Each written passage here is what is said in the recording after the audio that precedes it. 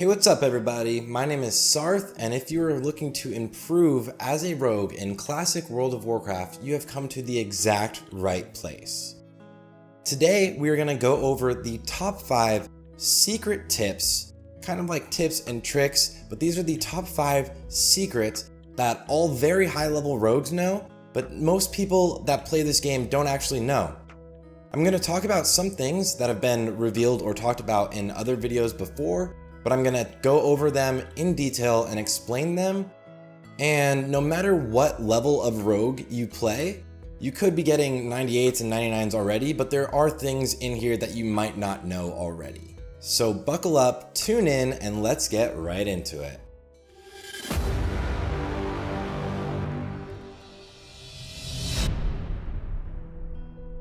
Number 1.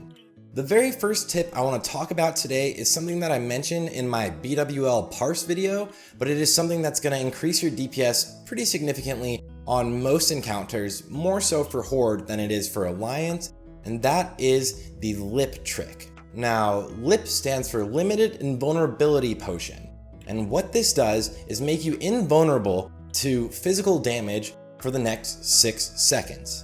Now, when I refer to Lip Trick, it is specifically referring to the raids in Classic World of Warcraft. Right now, the raid that is out currently is Blackwing Lair, and a huge mechanic in there is actually Threat. So using the Lip Trick, instead of having to wait like 8 seconds for your tank to grab Threat and build his own Threat, you can actually start DPSing instantly on bosses and then just vanish away that Threat and you'll never pull aggro. It's really important here to note that I am saying 2 different things, threat and aggro. You can build threat and be above your tank on the threat meters, but still not have the boss or mobs attacking you, but you will still build threat. That is why rogues have to vanish if they want to drop that threat and let the tanks be on top of them. Basically, the idea here is that you can DPS for 6 extra seconds, and on the threat meters, it actually acts like you didn't even start damaging the boss. So to show you guys, I'm gonna have my buddy attack a mob, but only do a tiny amount of damage. After that, I'm gonna pop a lip. You can see on the corner of the screen that I completely overtake him on threat, but the mob is still attacking him. The mob actually won't even register your threat until you hit them one more time after the lip is done. It's really easy to show because I used a very slow, low-level weapon here, but right after the lip actually drops, I won't even be attacked yet. It doesn't even register that I have actually built that threat, but right here, as a weapon swing happens, you can see the mob obviously attacks me. You can also use this trick if the mob is already aggroed on yourself. Lip kind of works a little bit like an ice block or a bubble in this instance. So if the mob is attacking you already and you pop lip, it's gonna pretty much act like it literally can't attack you. The biggest and most important thing to note on this is that you should always be using the lip trick to open up on Veil if you're a Horde player, but if you use lip a second early before Veil actually casts his Essence of Red, so that lightning animation, that red lightning animation goes out, you actually make yourself immune to the debuff that gives you infinite energy. So you'll actually completely scuff yourself on this fight, and anybody else, any other class can also use the lip, but specifically rogues can use it early, warriors can use it at the last 10 or -% if they're popping recklessness on that fight. One last thing to note is that if you're popping lip to initiate a fight, especially a boss fight in something like Blackwing Lair, you're gonna have to use Vanish to drop all of that threat. But in a PvE scenario, you want to start attacking the boss again instantly after you use Vanish. You don't want any downtime where you're stuck in Vanish, you don't have enough energy to ambush or backstab. So what you need to do is create a start attack macro specifically only for when you're doing raids and PvE scenarios. What this start attack macro will look like is basically cast ambush, start attack, or cast backstab, start attack. Technically, backstab overall does better than ambush because you have a higher chance to crit, but I tend to hope for that RNG and I have it on my ambush. But the important thing to hear is that there's no downtime between you vanishing and DPSing the boss again. because as we all should know already, rogues get the most DPS out of their auto attacks over any other ability on any fight except for, of course, Veil or Cleave fights. Secret number 2. Secret number 2 is something that I've never actually seen anybody talk about before, but we always hear people talking about spell batching. But there's an interesting thing that you can do as a rogue, and what that is actually to batch your Blade Flurry. So tip or secret number 2 is going to be Blade Flurry batching. This is significantly more important if you are a dagger rogue in a cleave fight, because a lot of times mobs are positioned where you have to be behind them, but they're not close enough to get your Blade Flurry off. But you have pretty much an entire second after you cast your ability, like Backstab or Sinister Strike, to move closer to the mob that you want to hit with the Blade Flurry, and then it'll actually register as if you were right next to that mob. So you can move in and out in between the two mobs you're attacking, then instantly move closer to the mob that you want to cleave, and it'll actually register and you will see the backstab still happen to that other mob.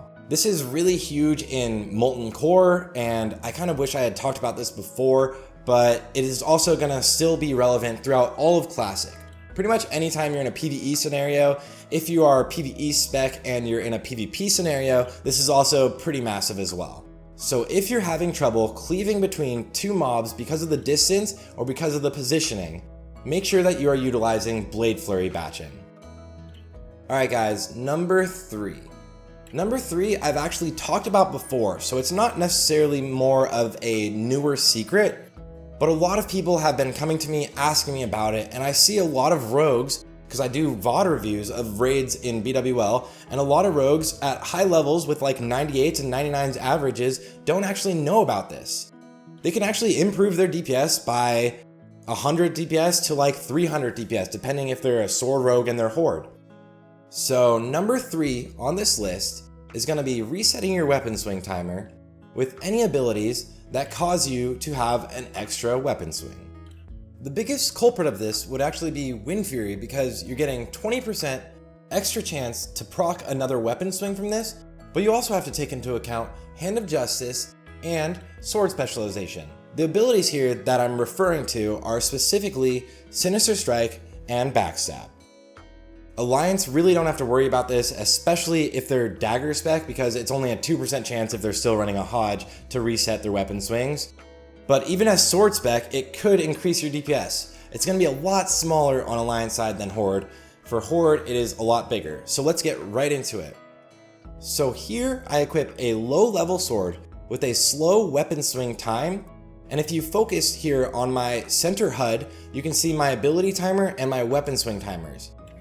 As I use an ability, if it procs a Sword Specialization, a Hodge, or a Wind Fury, for me it's specifically going to be pretty much Wind Fury in this video because I'm not sword spec.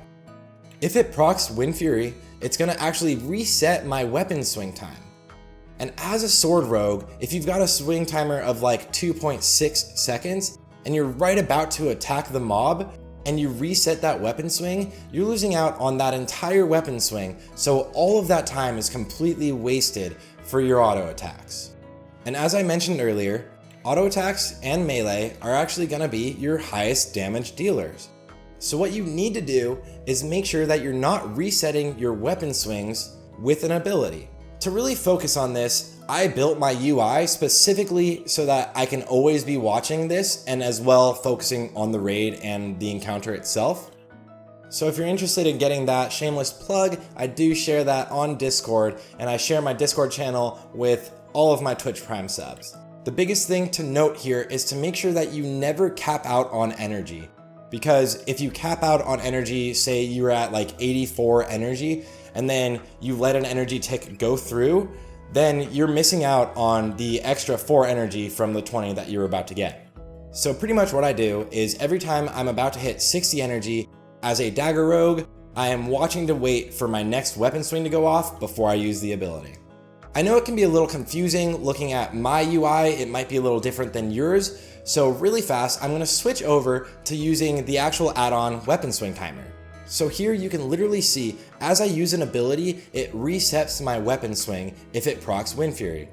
This is going to increase your DPS. If you're a Horde rogue and you're not utilizing this, you are missing out on a lot of damage.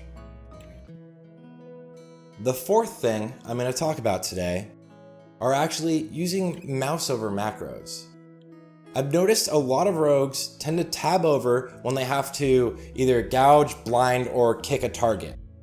Gouge isn't actually a big deal because when you gouge, either way, if you're using a mouse over macro, you're going to lose your combo points.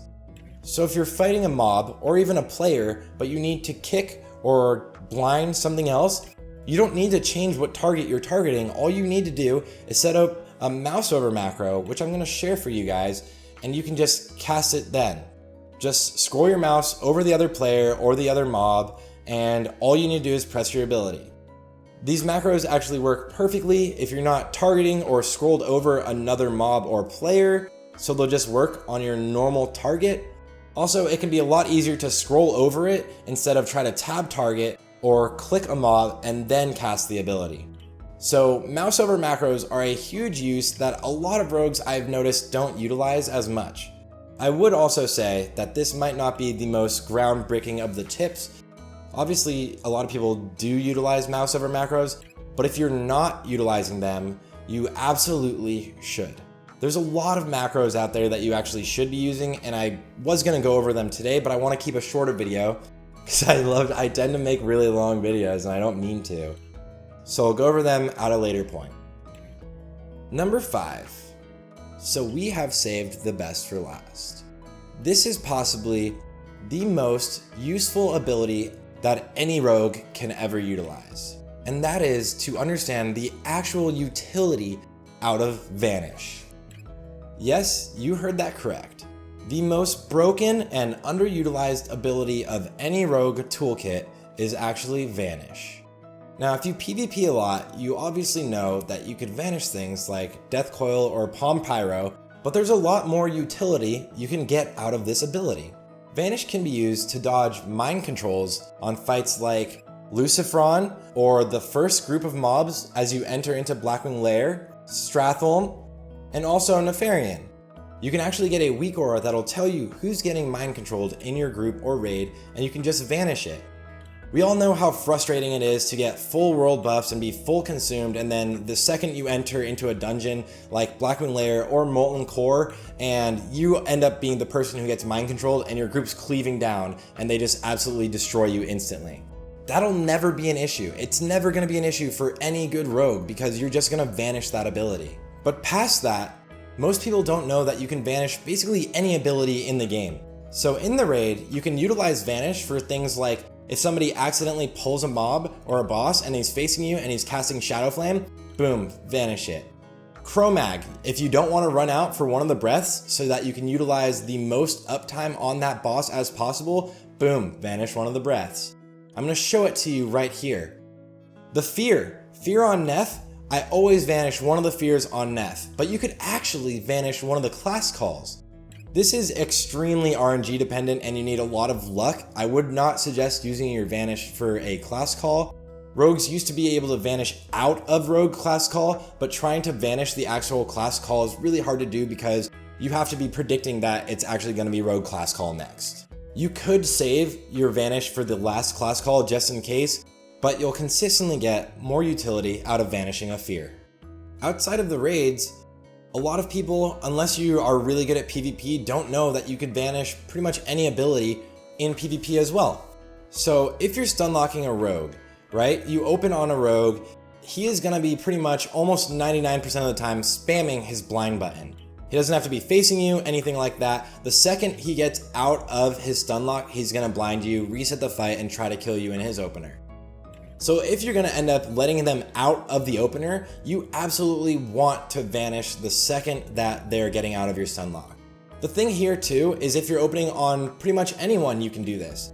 If you don't have a PvP trinket or you're not undead and you're expecting someone to fear out of the stun lock like a priest, you can vanish that and instantly dodge that. Or if there's a warlock that you're stun locked in the opener and you're not going to do a full reset with blind, you can actually vanish their death coil. If you're fighting against an orc, they have extra stun resist, so you need to always be ready to vanish the second they resist your stun. They can't fully reset the fight and just global you. So this last one is honestly like the biggest ability ever. People don't utilize Vanish as much as possible, and it is really, I think, the most busted ability that any rogue actually has. Really fast, this is kind of like a little bonus tip that goes along with Vanish, but if you're dueling or fighting a rogue, all good PvP players already know this, but before you think you are gonna meet up with each other, pop Vanish while you're already stealthed. It actually gives you increased effectiveness on your stealth, so you have a stronger stealth ability, so you will 100% of the time see the other rogue before they see you. Vanish is the most busted and the best, if utilized well, ability for any rogues in all of World of Warcraft Classic. Alright, that's it guys. Those are my top 5 rogue secrets that every rogue should absolutely know in Classic World of Warcraft. I wanted to talk about these things because you may know 1 or 2 or more of them, but most people out there actually don't know and haven't been utilizing all of them. If you like the video or any of my content, make sure to hit that like and subscribe button. It really helps out with the YouTube algorithm. And of course, you can hit me up with any questions or just come hang out with me on Twitch Tuesdays, Thursdays, and Saturdays. Just check out my Twitch channel, twitch.tv/Sarthe, for my schedule.